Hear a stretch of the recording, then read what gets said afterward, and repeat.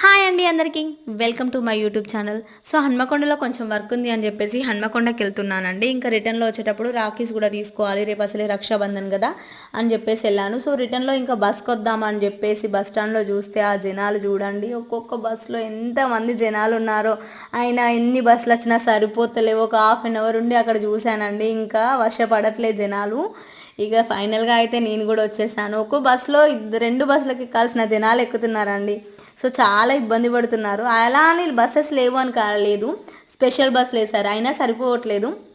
So ఇంకా ఏదో ఒకలా అయితే నేనైతే వచ్చేసాను. ఇంకా వచ్చి రాఖీస్ తీసుకుందాము అని చెప్పేసి, సో ఇక్కడ రాఖీస్ కోసం అని చెప్పేసి 2-3 స్టోర్స్ ఒక దగ్గర చూస్తే మనకు నచ్చదు కదండి.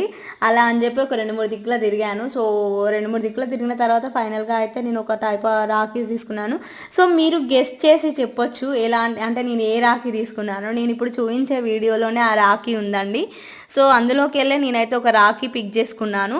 అంటే ఒకటే తీసుకోలేదు. సో నేను ఒక ప్యాకే తీసుకున్నాను మొత్తము.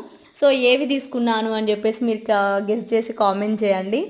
అండ్ ముందుగా అందరికీ అయితే హ్యాపీ రక్షాబంధన్ అండి. సో రేపు మళ్ళీ కలుద్దాం.